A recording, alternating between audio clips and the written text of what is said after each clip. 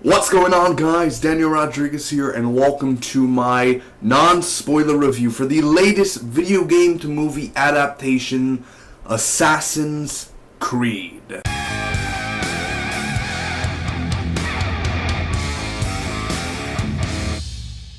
Assassin's Creed is directed by Justin Kurzel and stars Michael Fassbender, Jeremy Irons, and I'm going to totally butcher this name, but excuse me, Marion Cotillard. Now, in this review, I'm going to be giving you guys my pros, cons, and final score, telling you whether or not you should check out Assassin's Creed in theaters, wait for rental, wait for TV/streaming, or maybe just never see this movie at all. Now, before I get on to the pros, I do want to mention that I am a huge Assassin's Creed fan. I've played all the games. It's one of my favorite gaming franchises of all time, except Splinter Cell will always be number one in my heart. Michael Fassbender, the leading man, he's one of the best actors today. You can't go wrong with him. He's very talented. Justin Kurzel just got done with Macbeth, critically acclaimed, fresh and Rotten Tomatoes, really good director. Marion Cotillard, another really good actress joining in. What can go wrong? Jeremy Irons is in here. It's going to be amazing, right? Let me tell you, as a video game fan coming in here, some things I was satisfied with. And then some things were very unsatisfying. And just as a film itself, not even a video game fan, just as a film itself, there are problems. There are problems and things that could have been fixed. They just dropped the ball. I wanted to like this film, especially after waiting years for an Assassin's Creed film. I was like Shia LaBeouf in some parts in that meme when he's smiling and he's having a fun time in the movie theater. There were certain parts in this film that made me go crazy. The first minute, like the literally first scene of the film, I was like, yeah, fuck Assassin's Creed, let's go. It was amazing, the first scene.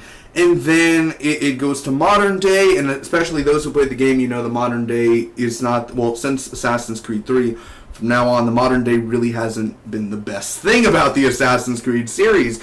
And mind you, some of the modern day stuff was interesting. It was, and it could have been way more interesting, but the way they did it just kind of made you sit there and you're like, alright, yes, okay, come on. You just fall asleep. I didn't fall asleep in this matter, but two things that I really liked about this film. The stunts. And the stunts that we could see, because most of the big problem about this film is the action. You couldn't really see much of the action. It was too quick shots, like quick camera angle. You couldn't see nothing. You couldn't tell what action was going on. He's like, okay, he hit that guy. Okay, everything's just, it was too fast. It was too fast. I understand what they wanted to do with the action, and honestly, some of the action scenes were great. The parkour, all of that, the stunts and all that was amazing. That was great. But the action, like the stunts were great.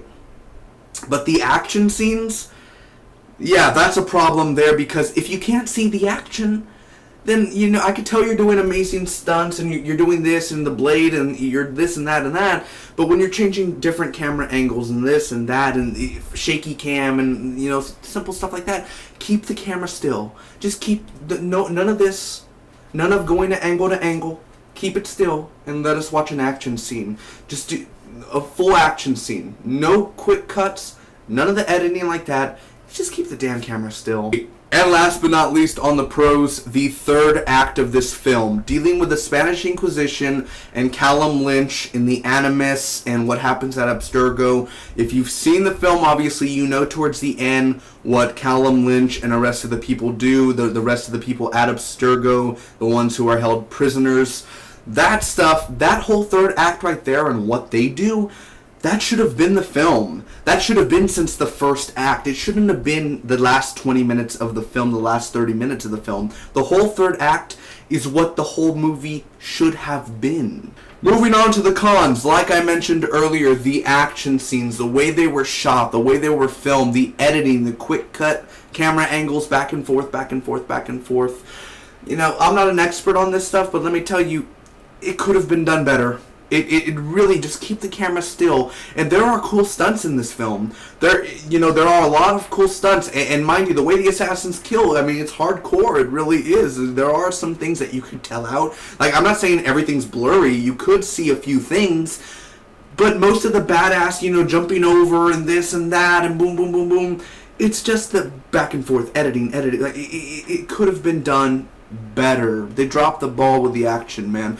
I would have enjoyed the film a little bit more if I could have, you know, actually seen the action fully. And let me tell you, the cinematography is not horrible in this film. It is good cinematography.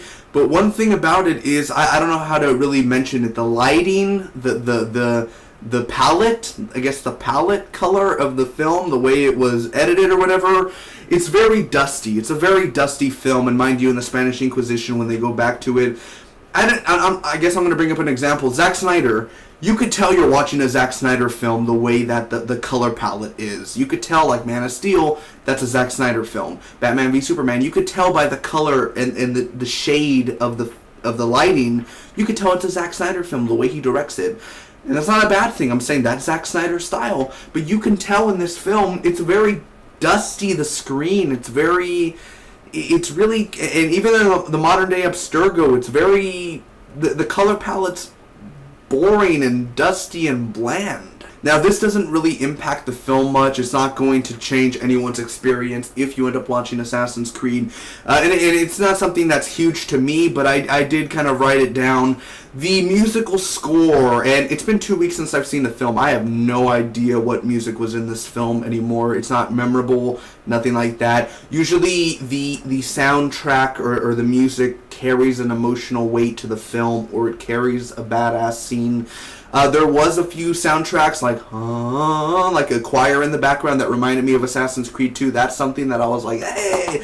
Like, that's the only thing I could remember out of the film that I liked, you know, out of the, like, an Easter egg type. Like, they actually used, like, original soundtrack there, and it's memorable, that only thing. But other than that, out of the whole film, I can't remember none of the score. And I'm not going to sugarcoat it. A big chunk of this film is slow and boring, and most of that is in the modern day. And one of the reasons that it's slow and boring, not only is the writing very bland, the character development, a lot of the characters that you meet at Abstergo really don't matter. Really, a lot of the side characters, they don't matter at the end of the film. None of them do. Callum Lynch, Michael Fassbender, this is not his best performance. He has done amazing performances in his career, but this one is not on his good side. He's not horrible in this film, but he's not really that good either. He's not that likable, his character. His character in the Spanish Inquisition is badass, but you barely get to know the guy. The girl assassin next to him, you're like, who's this girl? She's cute.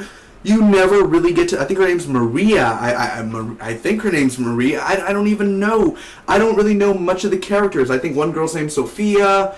Then you have Jeremy Irons. I forgot his name. Like, the character development is bad in this film.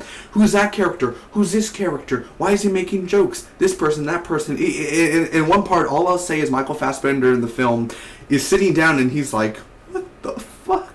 And you're literally thinking the same thing. What the hell am I watching? Let's get to the, you know, it's so slow. It really is. And not just as a video game fan, but as a film. You're stalling.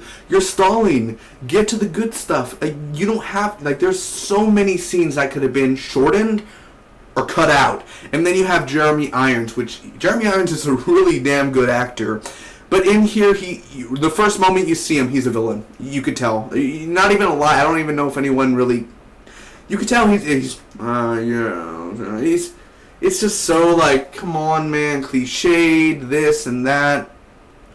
You just don't care. And literally the last 15 minutes of the film, there's a point where it's like, is it going to end? Are they going to end it on a cliffhanger? Oh man, I hope they don't end it on a cliffhanger, but then you're like, maybe this will be a good cliffhanger. Maybe they'll just end it because they wasted the whole 2 hours and they're barely getting to the good stuff, and then it continues and you're like, okay, this could be the opening for the sequel of Assassin's Creed film, and they go on and it's so rushed. It's so rushed. Out of the whole 2 hours is so slow, and then they rush it to the good stuff. And then, it was good. Like, the whole third act there, and then it got really slow again, and it's like, they're going to end it on a cliffhanger. oh my god, I'm gonna be pissed, but it's gonna be a cool cliffhanger. And then they continue it, and you're like, they could have. This feels like it's like the opening to the sequel of Assassin's Creed movie. You know, like they could have used this as the opening. It continues, and it's like, did you really have to continue? But I'm kind of glad you continue because I didn't want to end it on a cliffhanger. And then it's so rushed, and what they do, it's so forced. It feels really so forced. And a few days after I saw Assassin's Creed, I saw somewhere on Facebook that someone commented and said, this would have been better as a TV series. And I highly agree. Michael Fassbender could do a TV show. Hell, Tom Hardy's doing Taboo next week, or in 2 weeks on FX. He's doing a TV show. Michael Fassbender, what is he, royalty? You can't do TV? Yeah, you can. You could have done an Assassin's Creed TV show. It would have been better episodic. Half and half. 30 minutes present day, 30 minutes in the past. Easy as that. You could do that. But you had to do a big film. And let me tell you, it's not the worst film of the year. But it drops the ball so many times. It's a poor made film. It's mediocre.